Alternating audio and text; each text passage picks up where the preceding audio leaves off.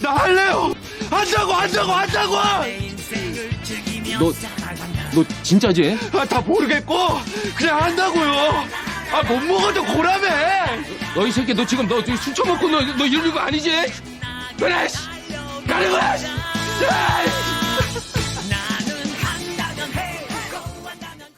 결국 드디어 했습니다.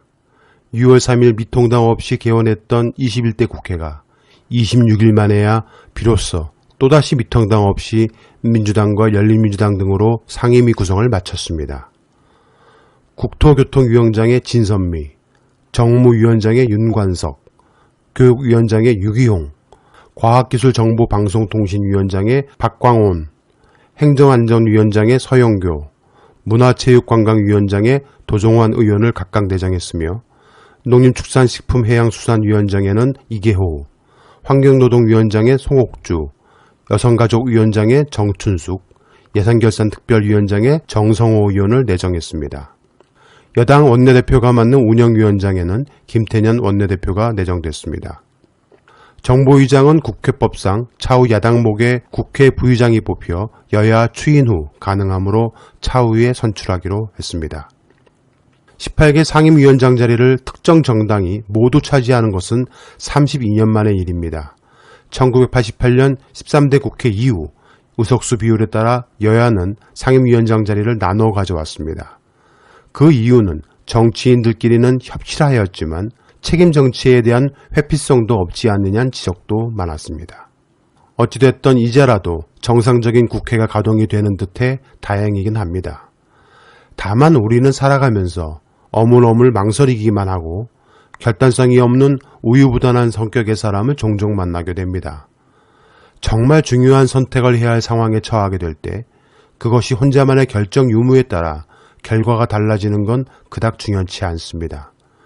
하지만 만일 공공의 목적을 가진 일이거나 다수를 위해 중대한 결정을 해야 할 위치에 있는 사람이 결정을 해야 할 시기를 놓쳤거나 자꾸 일정을 미뤄서 사람들로 하여금 많은 불만을 야기하게 된다면 설령 어느 순간 결정을 한다 손치더라도 결코 환영받지 못할 것입니다. 알았어, 한다고. 언제 할 건데? 한다니까. 그니까 언제 할 거냐고. 한다고. 반드시 한다고. 그러니까 언제? 이런 식으로 우유부단한 사람은 여러 사람들에게 신뢰를 얻지 못하게 됩니다. 이제라도 했으니 된 거 아니냐. 어찌됐든 하기는 했으니 지난 일을 잊어주자 등의 부처님 같은 말씀을 하는 분들도 있긴 합니다. 하지만 그 결정을 해야 할 사람이 그 집단 구성원의 다수에 의해 선출된 사람이라면 상황은 달라집니다. 대다수의 구성원이 바라는 사항은 이런저런 이유를 들어 차일피일 미루다 결국 적기를 놓치고 나서야 내린 결정이라면 더더욱 환영을 받지 못하게 될 것입니다. 한번 쌓인 불신은 앞으로 그가 어떤 일을 하던 매우 좋지 않은 시각으로 바라보게 될 것이며 이번 일을 계기로 또다시 같은 상황이 발생하게 된다면 그 사람에 대한 지지와 신뢰를 접게 될 것이기 때문입니다. 자, 그럼 입장을 바꾸어 생각해 보겠습니다. 그 사람이 이 중요한 결정을 늦게 한 이유는 함께 공동의 책임을 지기로 한 쪽에서 억지를 부리고 그 결정 부분에 상당한 것을 무리하게 요구하여 책임 있는 자리에 있는 사람으로서 그것을 서로 조율하고 양보해야 했기 때문이라 말합니다. 하지만 그 단체의 절대 다수 신망을 얻는 사람이 그렇지 않은 소수의 지지를 얻은 자의 억지에 놀아나 시간을 보내고 결정을 미루어 그 단체에 막대한 손해를 끼치고 있다면 그나마 다수에게조차 쓴소리를 들어야 할 것입니다. 제대로 제때 적기에 일을 잘 하라고 몰아준 사람들의 뜻과 간절함을 받들어 다시는 이러한 오를 범하지 않기를 바랄 뿐입니다. 결국 민주당은 한 달 이상 인고하며 의회 민주주의라는 알량한 제도를 구현해 보려고 무진 애를 썼지만 절대 변할 수 없는 미통당은 복지부동이었습니다. 협치란 상식적인 상대화하는 것입니다. 저들과는 애초부터 협치는 불가능했습니다. 만약 가능했다라면 야합으로 보일 협상 타결이었을 것입니다. 할 만큼 했습니다. 오늘 전 상임위를 다 민주당이 가진 후 언론이 어떻게 나올지 안 봐도 뻔할 것 같습니다. 만일 6월 3일 첫 국회 개원 후 빠른 시일 내에 상임위를 오늘처럼 강행해 민주당이 모두 가져왔더라도 그때도 지금도 똑같은 형태를 언론은 보였을 것입니다. 즉 결국 시간만 보낸 셈이며 그만큼 국민의 고통은 더해졌을 것입니다. 국민의 총선 민심은 대한민국 사회를 바로잡으라는 준엄한 명령이자 간절한 바람입니다. 이런 시대정신과 국민의 준엄한 명령을 알면서도 의회 민주주의라는 제도를 최대한 훼손하지 않으려 무진 애를 썼다라는 점은 잘 알겠습니다. 그 가운데 시간이 지체되고 박병석 의장의 사사로운 권력 행사에 국민의 분노 지수는 임계점에 달아 결국 박병석 의장 사퇴 청원까지 시작돼 진행 중이기도 합니다. 시민은 개혁이라는 절체절명의 시간이 하루빨리 오기를 기다리고 있습니다. 지난 한 달여 동안 시민들 가슴을 시커멓게 만들면서 지지부진했던 정치력을 만회하기 위해서라도 이제 완전한 책임 정치를 구현해야 합니다. 그것이 집권 여당인 더불어민주당에게 바라는 시민의 염원이며 바람입니다. 이제는 상임위 모두를 가져왔으니 당연히 생즉사 사즉생의 마음가짐으로 21대 국회를 운영, 개혁의 속도를 최대치로 끌어올려야 할 것입니다. 이번에도 실패하면 돌이킬 수 없는 나락으로 떨어져 영원히 후진사회로 전락하게 될지도 모릅니다. 정말 무섭게 일해야 할 것입니다. 시대와 역사의 무서운 물줄기를 타고 완전한 책임 정치란 배에 올라 힘차게 노를 저어 나아가야 합니다. 문재인 정부 내 검찰개혁, 언론개혁의 단초라도 제대로 이루어내지 못한다면 그것은 여당으로서 민주당이 책임 정치를 회피한다란 엄청난 저항을 시민들로부터 받게 될 것입니다. 개혁의 사전적 의미를 찾아보면 제도나 기구 따위를 새롭게 뜯어 고친다라고 나와 있습니다. 그러면 개혁을 하기 위해서 어떠한 제도나 기구에 이미 속해 있는 사람들, 즉 기득권의 저항은 불가피하게 될 것입니다. 그것은 어쩌면 당연한 것입니다. 우리는 지난 겨울 검찰청 앞에서 목이 터져라 검찰개혁을 부르짖었습니다. 그리고 그 전에 문재인 대통령께서도 누구보다 검찰 중에 강걸로 알려진 윤석열을 총장으로 임명했습니다. 우리는 기대했습니다. 그가 스스로의 팔과 다리, 몸통을 개조하는 한이 있더라도 자신의 조직 논리와 잘못된 관행과 부조리를 일소하고 참된 개혁의 선봉장이 되어줄 것이라 생각했습니다. 하지만 청문회에서 밝힌 그의 소회인 나는 사람에게 충성하지 않는다란 명언을 곱씹어 보니 그 말인즉 자신의 조직에게 충성한다란 말로 바뀌어 들리고 그가 그 조직의 우두머리가 된 이상 개혁의 주체가 되어 개혁이 제대로 될 리가 없을 거란 생각이 들었습니다. 생각해 보시길 바랍니다. 검찰이라는 상명하복이 뚜렷한 공무 집단 속에 법무부, 대검 등 어쩌면 개혁이 되어야 할 주체들이 스스로를 정의하고 개혁할 수 있을까요? 어쩌면 모든 개혁은 스스로는 절대 불가능하며 외부로부터 철저한 검증과 선별을 통해 속칭 속가내기 등으로만 가능할지 모릅니다. 익명 게시판 설치, 평검사 수사관 회의 활동 보장, 행정규칙인 이의제기권 절차 규정 개정 등과 같이 법률을 개정할 필요가 없어 당장이라도 시행할 수 있는 용이한 권고조차 권고로 그치고 있는 걸 지켜보고 있으려니 검찰 문화 개선을 간절히 바라는 내부 구성원으로서 이런 권고조차 시행하지 못하면서 검찰 개혁을 추진할 의지와 능력이 있다 할 수 있을지 우려스럽기 그지없습니다라고 임은정 검사는 우려를 표하고 있습니다. 그러면서 더 늦기 전에 당장 바꿀 수 있는 것을 우선 바꾸어 검찰 구성원들이 변화를 체감할 수 있도록 하여 상명하복에 길들어진 검찰 구성원들의 양심과 혼을 일깨우고 용기를 북돋워 검찰개혁의 내부 동력으로 거듭날 수 있게 간절히 부탁드린다고 임 검사는 자신의 개인 SNS에 글을 올렸습니다. 모든 개혁이란 시스템 속에 이루어지고 그 시스템을 제대로 구축하면 사람이 어찌할 수 없다고 말하기도 하지만 조직 논리나 시스템 그리고 법이란 것도 사람들의 편리와 이해에 따라 얼마든지 바꾸어 왔기에 드리는 말씀입니다. 어쩌면 검찰개혁이 제대로 되려면 우리가 생각한 시간보다 훨씬 더 많은 시간이 걸릴 거란 불길한 생각조차 들기도 합니다. 문재인 대통령 산하 국가기관인 검찰개혁이 이러한데 언론개혁은 저들 미통당이 자주 했던 군사정권 때처럼 밀어버리지 않는 한 민주정부에서는 정말 오랜 시간이 걸릴 일이란 생각이 듭니다.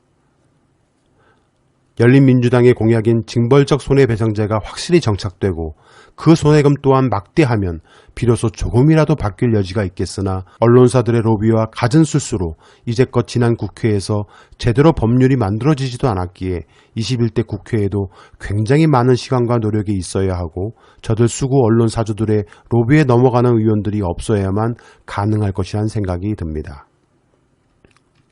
시민이 겨우 할 수 있는 일은 조선시대 때 신문고에 북을 치듯이 인터넷 국민신문고를 통해 법무부 감찰 담당관실이나 자체 언론기관 인터넷 홈페이지 및 공익신고를 통해서만 억울함이나 의견을 개진할 수 있는데 시민을 대신해 의원에 당선된 사람들이 대의민주주의 기본 원리에 따라 이러한 개혁에 앞장서야 하고 그 누구보다 목소리를 높이고 당당히 삼권 분립의 주체인 입법기관으로서 검찰개혁과 언론개혁에 합당한 법률을 제정하고 조직을 위한 검찰, 언론사주를 위한 언론에서 시민을 위한 검찰, 시민을 위한 언론으로 만드는데 온 열정을 바쳐 일해야 할 것입니다.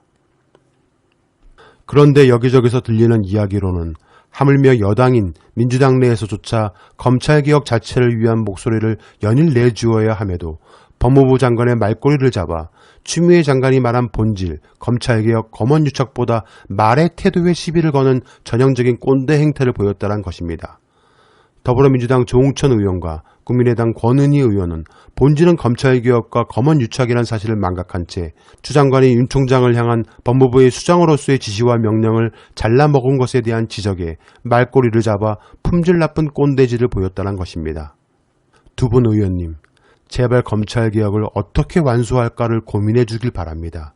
그것이 민의입니다. 당신들이 몸담았던 검찰 조직이나 경찰 조직을 위한 것이 아닌 시민을 위한 정치를 해주길 바랍니다.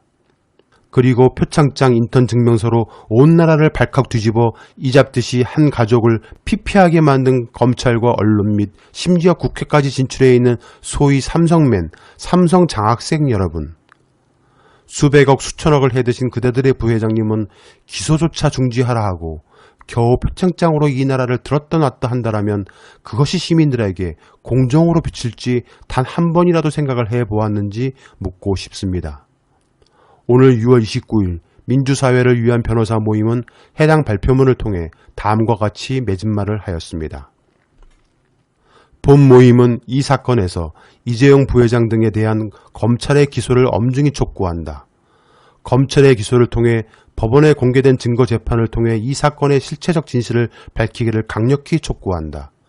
삼성의 이재용 부회장이 최소한의 비용으로 삼성에 대한 최대한의 지배권을 승계하고자 했던 시도에 대해 범죄가 성립하는지와 그 책임의 정도에 대해서는 법원의 엄정한 형사재판 과정에서 충분한 공방과 심리를 거쳐 결정하는 것이 올바르고 타당하다. 그것이 대한민국의 법치주의를 확립하는 길이자 대한민국의 시장경제 질서에 대한 사회적 신뢰를 회복하는 길이다. 라고 발표했습니다. 경기도 이재명 지사는 경기도와 동일한 재난기본소득을 주장하고 있으면서 경기도 재난기본소득은 마약이고 포퓰리즘이고 미래통합당이 하면 선정이냐고 따져 물으며 저들 미래통합당은 콩가루 적폐 집단이라고 하였습니다. 100번 개명을 해도 같은 사람인 것처럼 미래통합당은 아무리 세탁해도 반민주적 군사독재 정권의 후예이고 적폐의 핵심이고 내부 단속도 못하는 콩가루 집안일 뿐입니다라고 했습니다. 그렇습니다. 협치란 상식적인 상대화하는 것입니다. 더불어민주당 이해찬 대표는 29일 오전 국회에서 열린 민주당 최고위원회의에서 공수처는 법률이 정한 시한 안에 반드시 해결하겠다며 아직까지 공수처장 후보자 추천을 위한 추천위원회 구성조차 진행되지 않고 있어 법 시행과 함께 공수처가 출범할 수 있을지 불투명하다.